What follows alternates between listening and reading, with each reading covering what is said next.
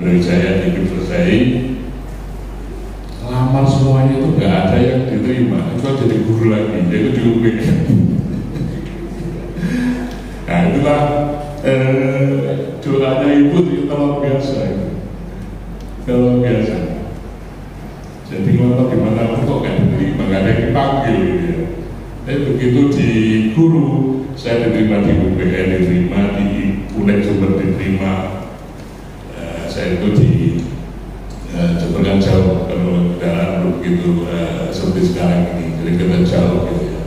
Terus di Unibang, Bangkalan, dulu sebelum UPM itu diterima juga, dan lain-lain. Kok diterimanya jadi guru semuanya gitu ya, ini berarti doanya ibu saya gitu. Jadi saya sekali lagi kami mengingatkan kita bersama bahwa memang peran orang tua ini tidak hanya akhir-akhir saja pada anak kita mau kuliah, mau SMA, tapi juga sejak awal kita tanamkan. Karena disitulah bentuk kan kita paling paham dengan kita, personal kita itu di mana, gitu ya. Itu diangkat-angkat saja sebetulnya, diangkat-angkat saja. Lanjut. Nah ini ada suatu 1800-an. Ini ada lanjut semuanya. Nah survei ini mengatakan bahwa apabila seseorang ini mempunyai cita-cita yang tidak jelas, maka kebanyakan mereka akan menjadi orang yang gagal.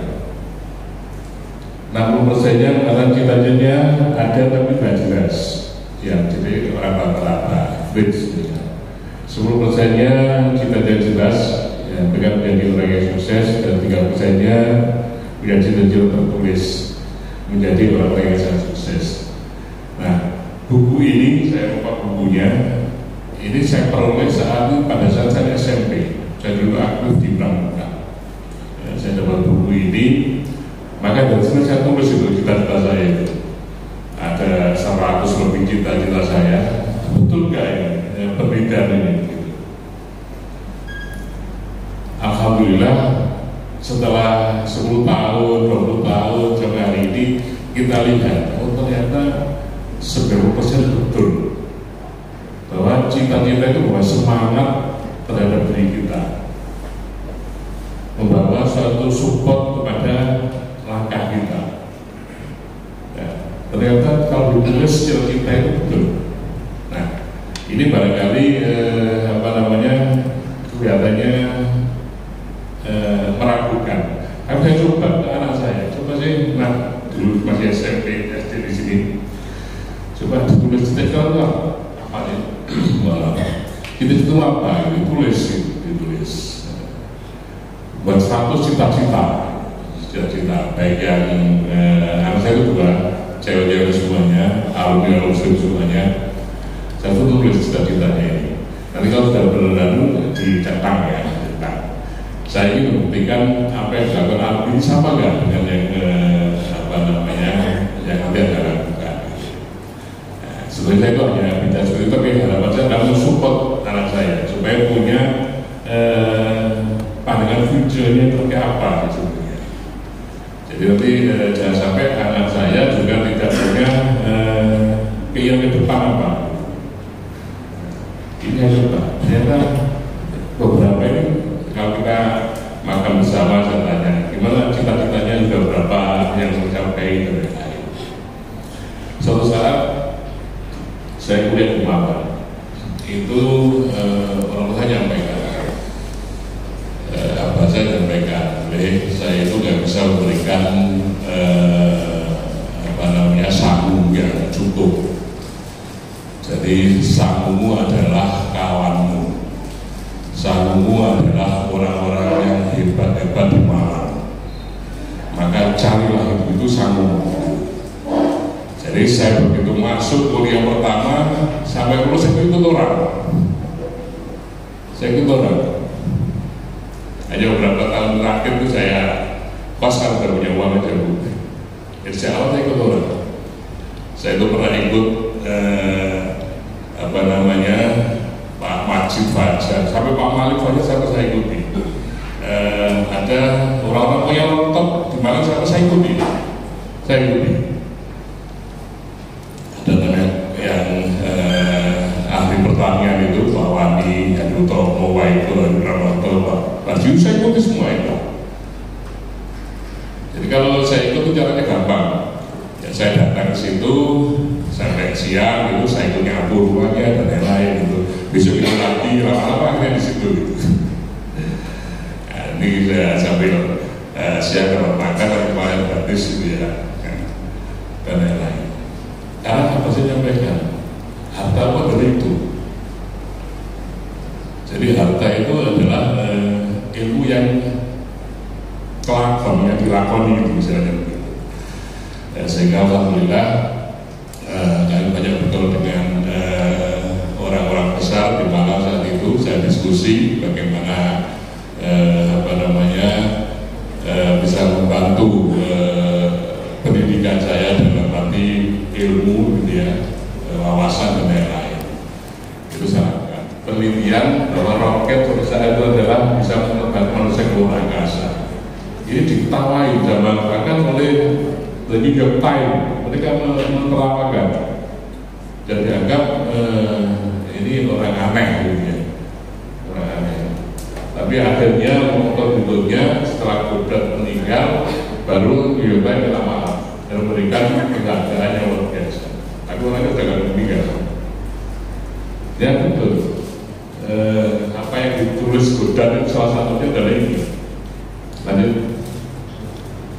Ini salah satu yang ditulis oleh New York Times. Jadi jangan berurusan saja, udah saja. Tapi akhirnya pergerakan yang luar biasa masuk di antara ini dan lain.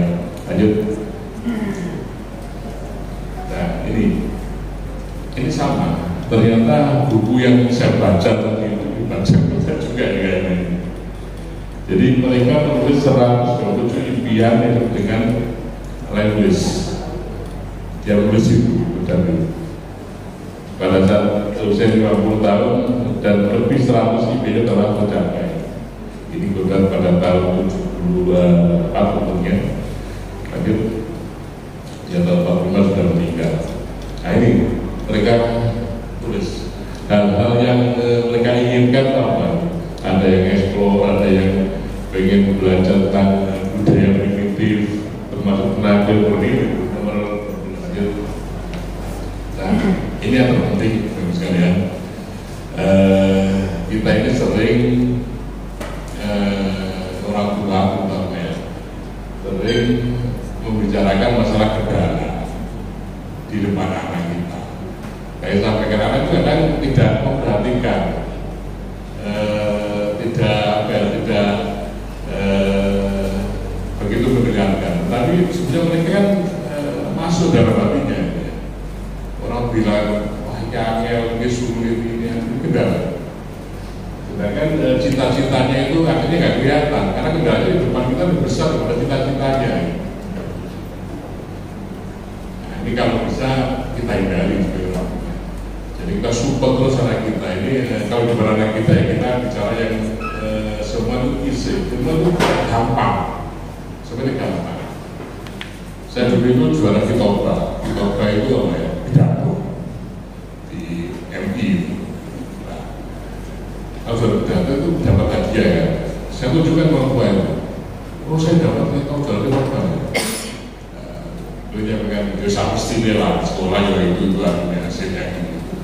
Jadi mereka dapat saja. Mereka ada apa ya? Menurut sesuatu itu ya harus dicapai, gampang. Bahkan saya sering menyampaikan, tujuanmu itu harus kecapai. Kalau nggak ada pintu, ada kalau nggak ada jendela, ada angin-angin saja belum. Semua harus diangkat jadi seperti wamil gitu, tapi dari urusan itu berulang kali, nanti akan diangkat, harus diterjunkan ke pertanian. Kalau sekarang di utara kan ada bagian kesehatan, ada bagian nanti bagian depannya. Ini disiapkan oleh pemerintah untuk menghadapi kebutuhan lahan dan lain-lain. Nah, sekarang ini sudah dibuka Agrinas, kalau salah saya lupa namanya itu, yang sebenarnya memperoleh kelapa sawit ribuan hektar itu.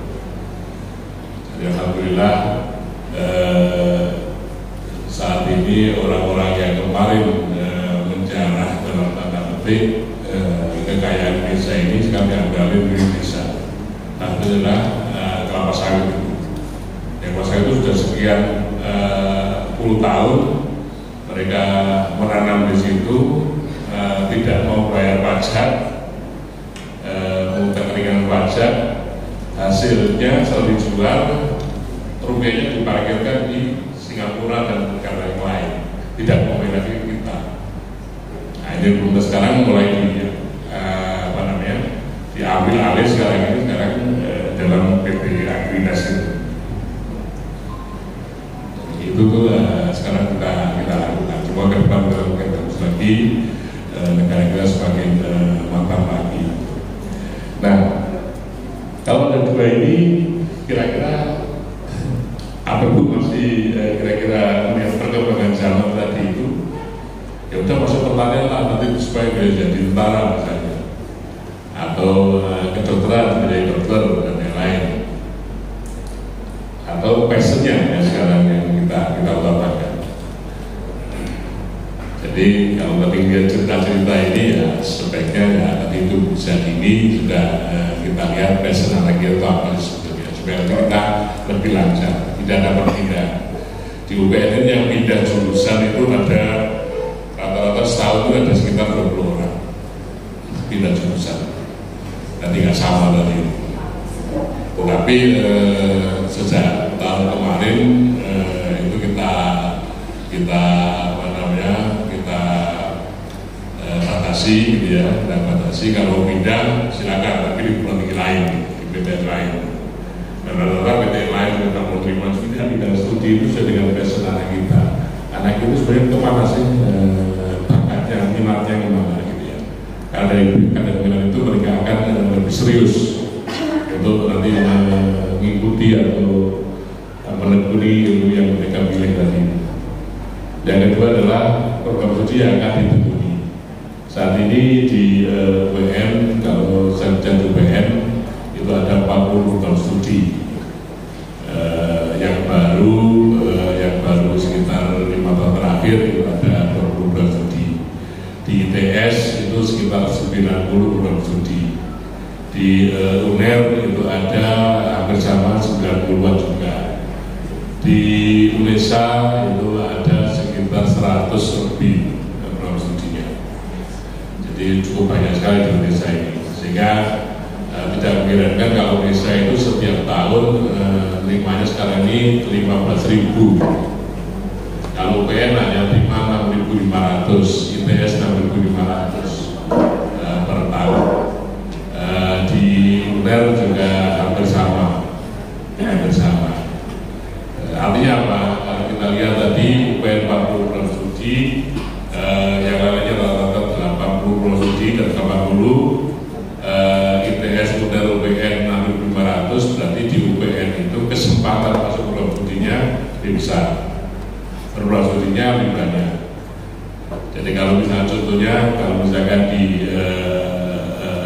UNER manajemen itu terima satu kelas misalkan 200, di UPN bisa lalu dari PTNBLU dan Jawa tahun 2025 ini dari PTNBA ini sudah ada simulasi tahun 2012. Lanjut, alhamdulillah ini sudah unggul UPN, agregasi sudah unggul, penelitiannya unggul, abdi masa unggul, beberapa laboratoriumnya yang mempersiapkan dan yang lain. Kita punya 58 laboratorium kemarin dari ASIIN ini mengagasi lagi mengeluarkan program studi baru yang diagasi ASIIN. Lanjut, ini masa kita 28.000 sekarang ini, termasuk masih kecil di Surabaya